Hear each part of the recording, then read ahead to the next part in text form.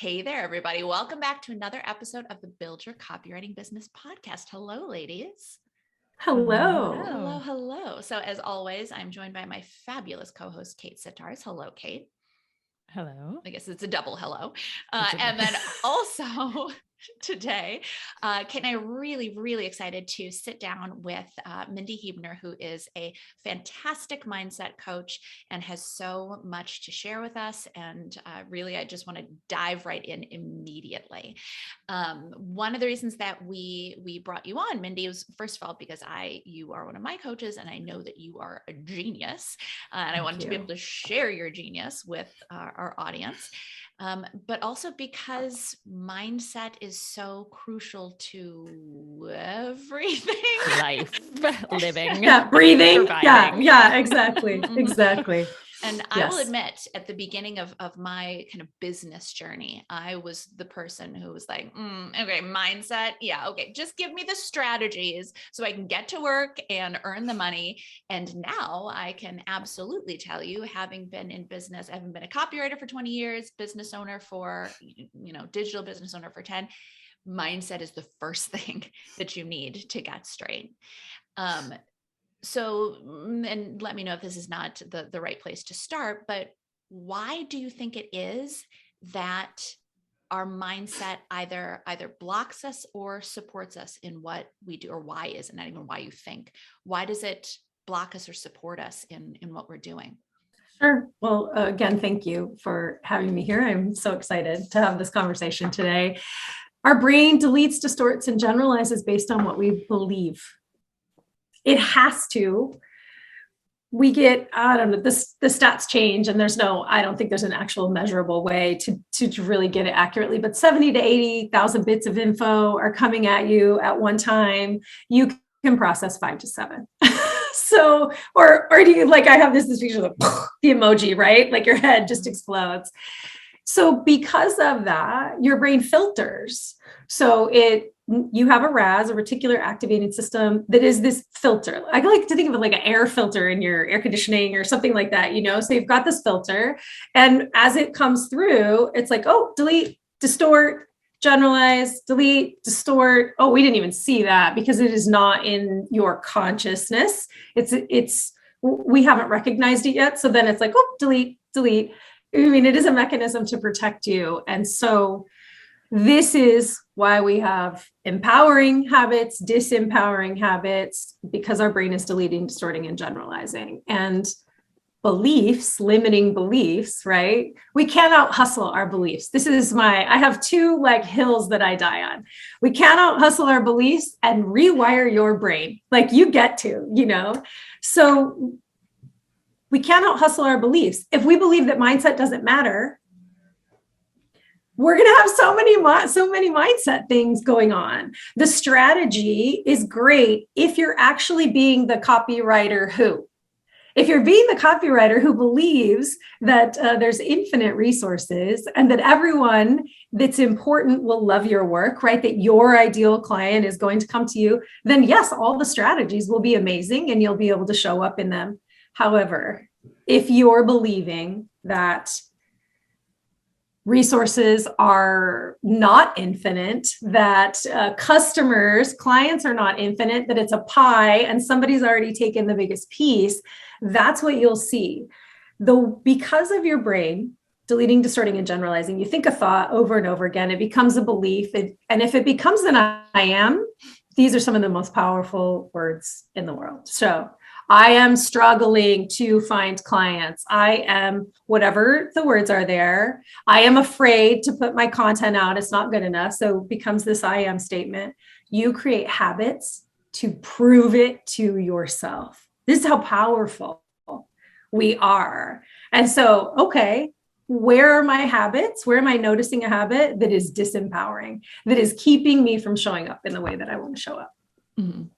And do you think that, or have you found that most of these habits, people are cognizant of these habits, or are most of these habits things that people just don't even realize are habits anymore? Correct. The majority, a habit by definition is automated, not intentional. It just happens. And so no, like they don't they don't recognize that it's happening until they either get to that bottom out point of, okay, like hands up, I'm either going to find someone to help me with this, or I'm going to start attending to my thoughts and see where they're taking me. And so either one of those things, we don't recognize the limiting beliefs until we recognize the limiting beliefs, because, right, like we can't see it. It can't get through the filter until something brings it into our consciousness. Mm-hmm. One of the things that and I did not coin this, I don't know who did, but one of the things that we talk about in our course and in our program is you don't believe everything you think. Because there's so much that's going through our mind that is not actually factual. Exactly. It's opinions, or it's based on, where is that coming from, and why is that so pervasive and so insidious? Thoughts come from everywhere. We make decisions about what something means, boom, in a split second, like that. Someone cuts you off in traffic. You're like, jerk. I'm going to keep it G, right? Yeah. Yeah. Very other choice words. Right. Okay. Well, actually, that's one meaning of what just happened. And there's 100 other. I know that I have inadvertently cut someone off, and I know I'm not a jerk. And everyone listening is like, oh yeah, I have like stepped in front of someone, pulled over, all of those things, right? And yet the brain goes, oh, jerk. So as thoughts are just coming at us, I can't even get into a why necessarily. Well, why? Because your brain is like Velcro for negativity and Teflon for positivity. And it's just the way it's wired. It's a survival mechanism. It's back in the primal brain. And we just haven't evolved enough to like that it's changed enough for us. So we get to evolve personally, as opposed to, right, like all of us at one time. We get to evolve personally to be able to start noticing what am I thinking right now? And I have recently had this vision of when a thought comes, we take our thoughts captive, and as opposed to even taking it captive, like when you like see a thought coming at you, it's like a baseball. If it's not going to serve you, just like knock it out. Like, yeah, no, boop, we're just going to keep on going. Because the longer we allow a thought to sit, right, we form a neural pathway with it, right? Like we think it habitually.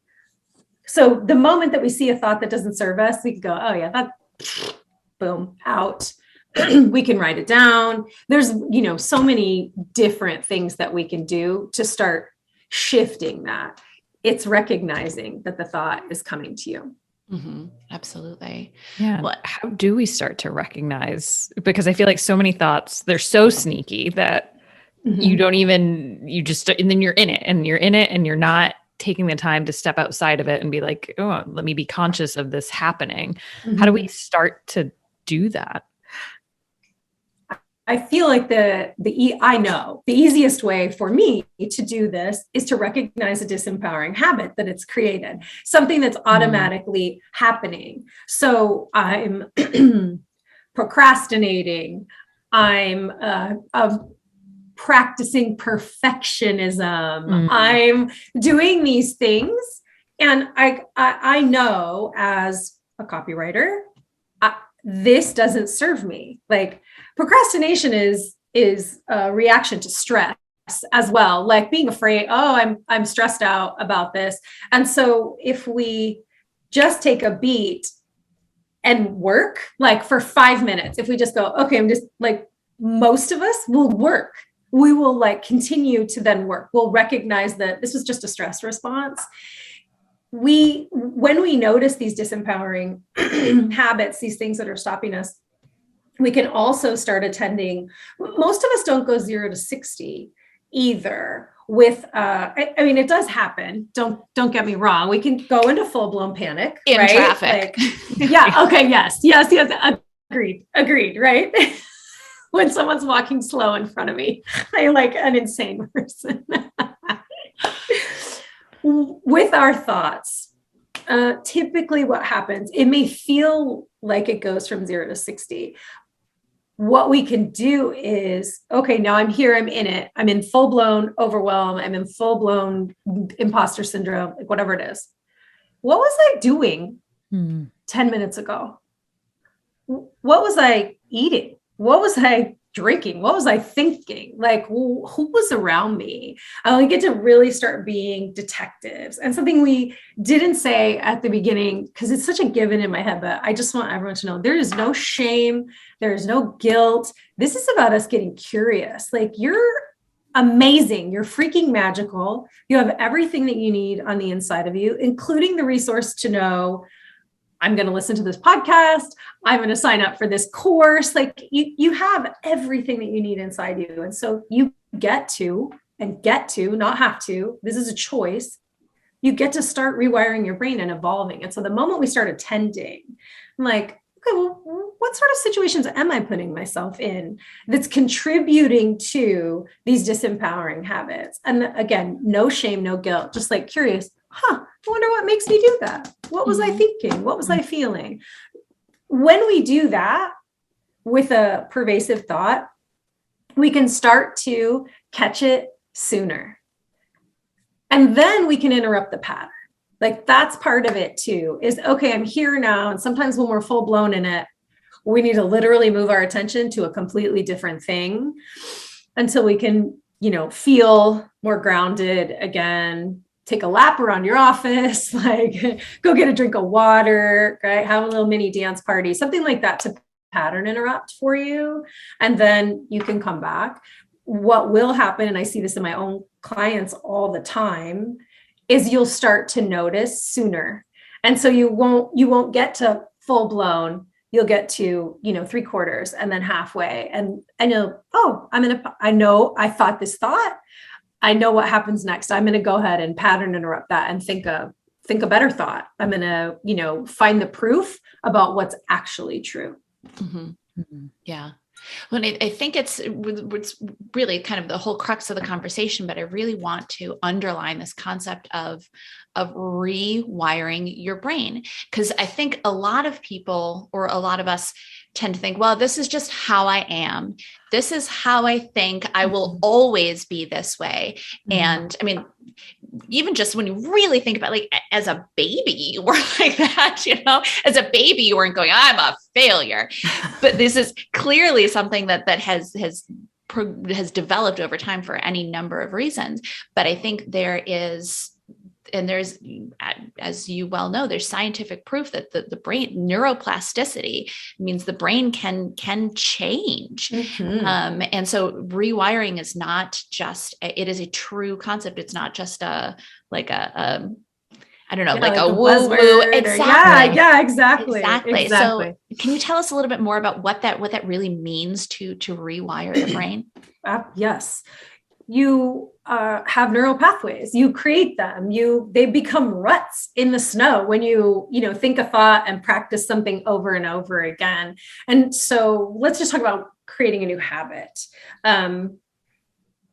When we have something, a way of being, a thought process, a strategy we no longer want to show up in, and then we decide to pick a new way of being, right? These two things are equal. These neural pathways are equal up to 67 days in the brain of practicing the new way of being, of practicing the new habit. And that's if we're being consistent in it. The moment that we fall off, then the other neural pathway is, it's stronger because it's been there a long time. So 67 days, this new one is stronger for us. This is on average 67 days. So 21 days for a habit. Now, I have created a new habit in 3 days before, very intentionally, to create an automatic habit, right? I was super, super focused on it. And So remember that about your brain, like that neuroplasticity, it's consistency as well to start shifting. And even if we're not talking about a habit, just changing the way that we all of a sudden start to attend instead, like, wonder what made me think that, or where did that come from? Limiting beliefs, lots of times protections. Well, they masquerade as a protection, right? And so we get to then take it out and look at it. And us shifting perspective starts to rewire our brain. Us casting a vote, Nikki's smiling, she's heard me say this a million times, right? Like we're casting a vote for this version of yourself. You're amazing, you're enough, you're worthy, and you get to evolve into next level you. And so what does that version of you look like? And how do we get to cast those little votes continually? And every time, rewire. It's fascinating. One of the things that we talk about in our course, which I think it's important to talk about here, but also for the listeners who are not yet members of or not yet students of the Comprehensive Copywriting Academy, is the statement from Mel Robbins. She's a speaker, and I think she calls herself a motivational speaker, but that motivation is, we're a G-rated podcast, so I'll have to say motivation there's like a bad word coming, right? Yeah, motivation is BS. Yeah, exactly. Garbage. Yeah, yes, garbage. yes, trash. And I think that as I'm thinking about even just the desire to change habits and change the way we are, at first we start out in that place where like, yeah, I really, really want to change this. And you're willing to take the action to try to overcome that old pattern. But as the days go on and the motivation wanes, as it naturally does, because that's what motivation does, it's not supposed to be there the whole time. How do we stay focused on the good habit that we're trying, or the good thinking pattern or whatever that we're trying to create, instead of just slipping back into the ease of the old one? Mm-hmm. Well, I love that you said ease. You get to really start tapping into what actually is easy for me. So often I'll talk to clients about what they want right now and what they want long-term, and those smack into each other. That's that self-sabotage. That's that I want it to be easy, so I'm just going to not do the thing. And then I'm going to be disappointed and feel guilty and all of that.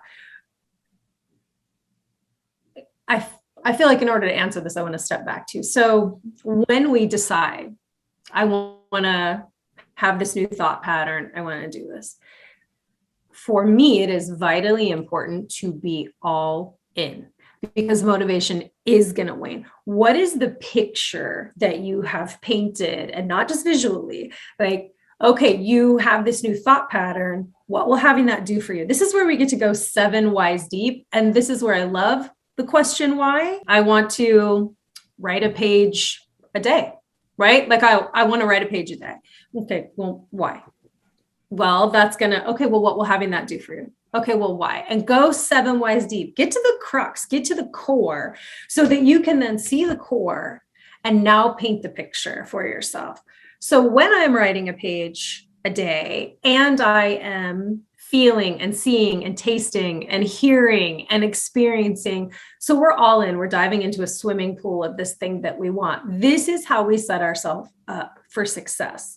We set goals and forget them a lot, right? All of us, due to a big part, we haven't invested in what gets to happen when we do this. And if we invest in it, like really know what we want with every fiber of our being, it then becomes more compelling for us. We see the vision, we cast the votes for the vision, knowing what we want and then taking the action. And after we take action, mental, spiritual, physical, emotional action, we can take all those things, because rewiring the brain is also mental work, right? Like shifting a thought pattern, maybe journaling, maybe meditation. We get to then look at the data. Okay, I said I wanted this. This is how I'm showing up. It's just data. There's no failure here. There's looking at the data and saying, oh, okay, well, it's only converting at this, right? Here's my conversion rate. Here's how many clicks on the landing page, right? Now I get to say, what am I willing to change? Do I really want this result? Because I've bought totally into it. For me, it's about buying totally into who you get to be and all the things that open up to you. Now, I said the 7 whys. This is where I love the question why. I don't always love why after those 7 whys. Why? When we say, well, why did I do that? The first thing we say is because, and we tell a story about it. Not saying the story feels like your truth, but we tell a story and we just go right into that neural pathway of this is the way that I am and I can't change it, right? Like this is very interesting. Why can be super powerful until it's time to lay down why and start asking when did I decide this? How could I show up differently in this? Who could I aspire to? Who could I ask to help? But we can ask all these other questions instead, and they're much more powerful. Quality of our life is truly determined by the quality of the questions that we ask ourselves and others, I believe. Mm-hmm. So much good stuff. I know. It's like, okay, and then what? And then what? And then I just really could sit and talk with you all day. I have a question. I'm going to use, we touched on like scarcity mindset, and you mentioned earlier, like there aren't enough clients in the world, and so how am I ever going to get a client? There's the slice of pie and, 90% of the pie is already taken. How do I get my 10% or whatever? Yeah. But how do we, with that using that as an example, I feel like our feelings about it can be so much stronger than the facts in our brains. Like we can tell people, here's how many businesses open, every month. And here's, even if 1% of them, it's, thousands and thousands and thousands of businesses that could use a copywriter. There's so much opportunity. But even with those numbers, I feel like sometimes our brains are still like the emotions overriding those facts. How do we start to move through that? Yeah. Well, let's talk about scarcity for a moment. Is scarcity mindset fear? It's fear of the unknown. It's fear of the worst case scenario. It's focused completely on what you don't have all the time, right? This is that there's a fixed amount, like we talked about, right? When you're feeling the emotions of that, one, it's a habit. Like it automatically comes in. So whatever it was that you saw or heard or read, right? Like this habit gets triggered in. So a way to recognize, first we get to recognize the emotions that are happening. I do not, and I'm underlining, do not subscribe to pushing down emotions, pretending like they're not happening. I just have this vision of then a pressure cooker, right? Like then you explode. And so that's no, like you don't have to do it that way. You get to choose something more healthy for yourself. So you recognize the emotion. Most emotions, 90 seconds. We can ride the wave. The reason that they stay longer is because we invite them to stay longer.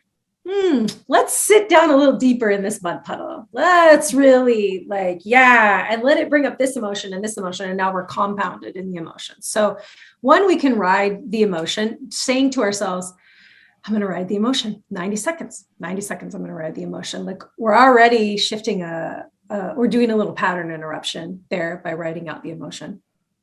Then if this is triggered by, there's not enough clients, say, this scarcity feeling, when have you felt like there's enough? Let's just, instead of like, there's enough clients, when have you felt, was there a time in your life when you can remember the feeling of enough and how that feels? Now we're looking for proof, because right now the belief is there's not enough. And so the brain is deleting, distorting, and generalizing. And yet we have so much proof in our lives that there's enough. that there's enough, right? And so we just get to find those little tiny pieces of proof. We can start keeping track of them.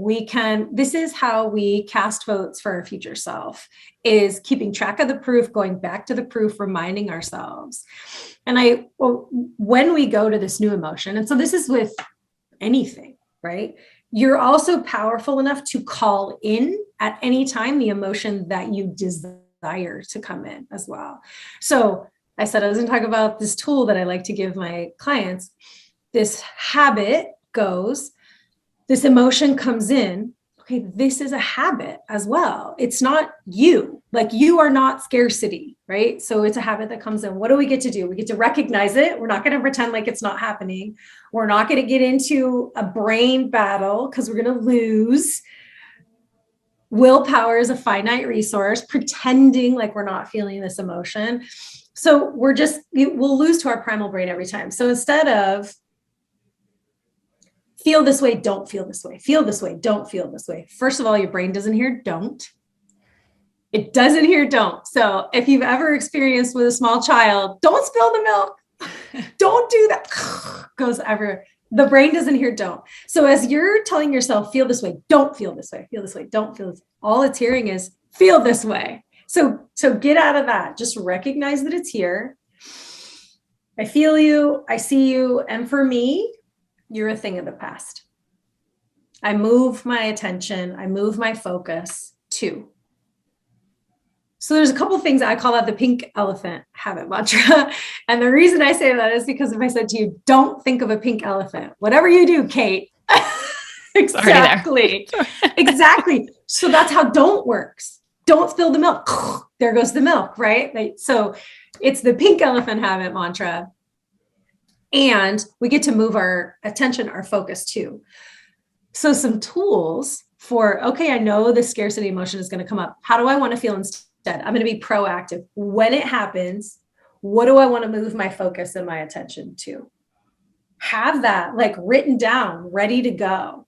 I want to move my attention to that time when, there was an abundance of, or that time when I felt safe and secure. Because scarcity is also, that's that fear of the unknown, right? And we don't feel safe. And so when was a time when I did feel that? Because then I can call in that emotion instead. Mm-hmm. Yeah. When we talk sometimes in our community about viewing the world through a keyhole, or, through your perspective, and where you're just looking through there, all you see is that narrow vision. And I love that and you're pressed up against that keyhole. It's not like you can step back and be like, oh, there's a door here. You see a keyhole and you think that that's all that there is. And I love this idea of reflecting on other experiences. So getting yourself to step back, reflecting on other experiences, and then, to continue with that metaphor, to recognize that there's a door there and that all you're seeing is just from this little perspective. And when you step back, you can see more of the world around you. Yeah. Absolutely. Yes. It's so powerful to be able to, when you're operating this way too, like in recognition, in getting curious, that everything is firing. Like, woo, we are made to be curious. We get to be curious about things, and sometimes that's really like tamped out of us as small children. Like, I just saw this most amazing quote for copywriters. If you were told as a child and taught as a child to be quiet and mind your own business, like, you're struggling because you're all about not being quiet and not minding your own business, right? So you get to tap into, again, those limiting beliefs that by mostly well-meaning people, right? Like, everyone's doing the best they can with the tools they have. The world gives us limiting beliefs. Our families give us limiting beliefs. People speak things over. One of the most powerful stories I've heard about a limiting belief that was not in someone's consciousness until someone else kept speaking it over them was about a young lady who was quiet and reflective, and yet they called her shy. all the time. You're shy, you're shy, you're shy. Oh, she's just shy. She's just shy. Well, okay. So what did she embody then? Shy. Like, I've been told I'm shy my whole life. She grew up, she's like, yeah, actually, I'm not shy. I'm quiet and reflective. Like, there's a big difference in that. Mm-hmm. But those come to us, right? And then we just take those beliefs on. Mm-hmm. When you come up against a belief too, like that, a limiting belief that you're now recognizing that you'd really like to shift away from, you get to ask yourself, like, one, what is this belief protecting me from? Protection, right? And then you'll get to, well, it's not protecting me. It's keeping me from creating clients, putting my work out there, asking for the sale, all of those things. It's keeping me from that. And who would I get to be without this belief? What would open up for me? What are the possibilities? See, here's what we really want. When in rewiring my brain, this is my like secret little world domination. You go from fighting for your limitations to stepping into and embracing your limitlessness. Because the moment that we start to see the possibilities, like literally anything is possible for us. We don't get stuck in the limit. We can do anything. Mm-hmm. We could go anywhere. We can be anyone. We get to decide. I love that. I think it's really important too, to talk about that concept of fighting for our limitations, because it's something that so many of us do on a regular basis without even, well, I can't do that. I can't do this because I can't do this. And that's exactly what you're doing, is you're being an advocate for your limitations. Your limitations don't need an advocate. They can do just fine on their own. You don't need to stand up for them. I love that. Yes, exactly. What I like to do when we have a hard time shifting perspective, because we're so in it, right? We're the keyhole, right? We're at the keyhole. Then I will say, okay, what would your best friend, your spouse, child, okay, if this was reversed and they were fighting for their limitations and they were self-sabotaging and they were talking about themselves in such a hurtful way, what would you do? You would mama bear up. You would then become their champion. You deserve that same space, grace, love. So how do you get to extend that to yourself too? How do you get to be your own best friend? Yeah. How do you get to be your own crazy champion? Like, nothing is going to stop me from letting this person know how amazing she is, she gets to, move through this kind of thing. Yeah. Well, and even just in terms of the scarcity concept, the idea of like, yes, if a friend came to like, there's no way I'll ever find any clients. There just aren't enough clients. If you'd be able to say to your friend, oh my gosh, no, there are millions and millions and millions of companies. That doesn't get to be true for them, but not true for you. You don't live in a separate universe where there's plenty of abundance for your friend, for your loved one, but there isn't plenty of abundance for you. Those two things can't coexist. So either you're right in the support that you give to your friend, or you are right in this weird voice that comes in and goes, no, you're going to fail. There are only 5 clients in the entire world. Which one sounds right and which one feels right? Yeah, exactly. I love that you brought that up, because my brain was going there when I was saying it. So I specifically remember a very long-term client who I adored, and she would continually give 2 different meanings. So like you just said, so yes, she could extend it to everyone else and allow those people to make mistakes and not make it mean that they were horrible, bad people, or that they, weren't worthy or any of that. And yet when it was turned on herself, they had 2 different meanings all the time. Like, well, when I do this, then that means I'm terrible. When they do that, it's just a mistake. Like, they're learning. And so she would like grow and grow and grow through it. And then another limiting belief would pop up, and we'd see where, she's given it 2 different meanings again. And then we would go through this process that I have about, okay, let's give this, what other meanings can we give this? And how do we now have a more empowering belief from this as well? Yeah. And that seems like that would be so common, so common. I mean, at least from my own personal perspective, to be like, yes, this is true for everyone. Oh, but this is not true for me. And I think it's really worth all of us exploring where and when and how that comes up in our lives. Exactly. Exactly. When did I decide this? What made me decide that? I love that you didn't say why. Did you notice, Kate? She didn't say why. Because why is like, well, because this is where I am. Now, our limiting beliefs also come from our lived experiences and what we have perceived as an experience, right? There is zero discounting someone else's experience as well. And notice I didn't say but, like but ends it. And it really says what I said before. That's not true. Right. So, and yes, I am honoring your experience and what makes you think that, how could you show up differently than that? Those types of questions for that as well. Because having someone not honor your experience is very difficult, and we can hold space for someone without agreeing that, there's only so many pieces of the pie. They can say, I understand that is difficult for you to feel that way, right? I completely see why you're feeling this way because they're telling you why they feel that way, right? And now, how would it feel would you like to get curious about, can I help you in,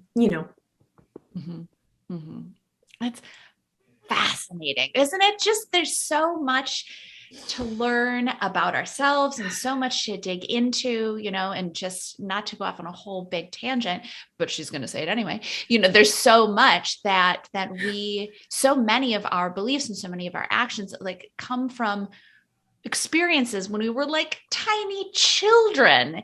And we've been anything that has been at all related to that just kind of pours on top of that. It makes it bigger and stronger so that by the time we're adults, we believe X, Y, Z about ourselves that can go back to when we were just small children. And you can't even, it can be hard to even go back and pinpoint in the conscious mind to go back and pinpoint what that experience was. And so I think to your point, just being curious and going, okay, what's going on here? I'm sure we've all had the experience where you're in the middle of the day and all of a sudden you're feeling, you're mad or you're sad or you're just feeling, something. And all of a sudden you're going, well, now wait a second here. I'm having a perfectly fine day. So where is this coming from? What is bringing this up? What is my brain trying to get me to do or to not do?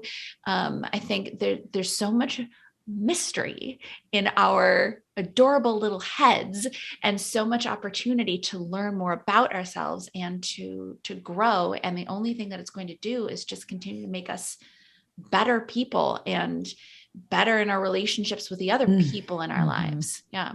So much so when we start to, and I want to say two things. One, our emotions are triggers. We get to say, what is this anger trying to tell me? What is this feeling of overwhelm trying to tell me? Right. Because then we get to really be detectives, right? We get to step back from it and just go, okay, because anger in itself, not bad. That's not a bad thing, right? So what is this trying to tell me? When I have these big emotions, when I fall into this, what's happening here? So we get to be super curious in that way as well. What is all this telling me? And how do I get to start shifting in it? Oh, I love it. I love it. I love it. So I tell everyone to be gentle with themselves when they do this too, because I feel like so many of us beat ourselves up that we've had decades, all of us, to decades of this wiring that now to be curious and explore it is going to take work. So practice, right? And again, I I say this to my clients all the time too. You have been operating in this way for so long. More likely than not, it's not going to switch off like that. Now you're going to start to practice showing up in a different way, and the habit will come up. And that's where the pink elephant habit mantra comes in. We go, oh, I see you. Fear, scarcity, overwhelm. Like, we broke up, babe. I'm moving my attention to this other place. I would love to teach your audience how to call in a state that they would like to feel and know that this is like, they can pull this out of their pocket anytime. It really depends on how you want to feel. My favorite, this is the easiest emotion for me to pull in, and this state, and I will probably cry. It's love, and it's overwhelming. It's like in my chest already. I already know. You get to think of a time. So what is the emotion that you want to feel? For me, I'm like, okay, I want to call in love. Immediately, my mind goes to the moment I held my first godson. And he's 10 now. Oh, I'm getting old. And he, like, everything in me is just like, I am gushing love right now. Like, I can't even stop it if I wanted to.